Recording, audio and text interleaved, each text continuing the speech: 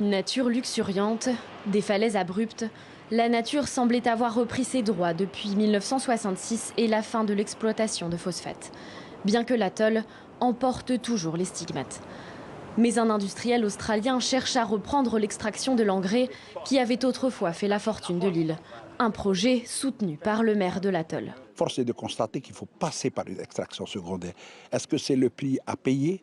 Est-ce que c'est l'effort que chacun doit faire pour que l'histoire soit remise à sa juste place et que nos enfants de demain ne nous reprochent pas de leur avoir rétrocédé un cimetière? L'extraction de phosphate avait défiguré l'île et laissé des trous béants. La plupart des habitants de l'atoll s'opposent donc à la reprise de cette extraction et souhaitent que l'île capitalise sur son potentiel touristique. Les falaises de Makatea, en polynésien rocher blanc, sont déjà des lieux prisés par les grimpeurs. Les espèces endémiques, les plages immenses et les fonds marins sont d'autres arguments en faveur d'un écotourisme sur l'île. Pour les porteurs du projet, industrie et écotourisme peuvent coexister.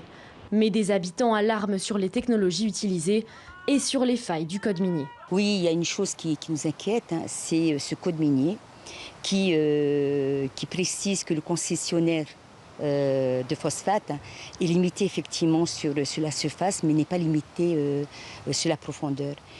Un combat écologique qui n'est pas gagné d'avance. L'écotourisme ne rapporterait pas autant à l'atoll que l'exploitation du phosphate.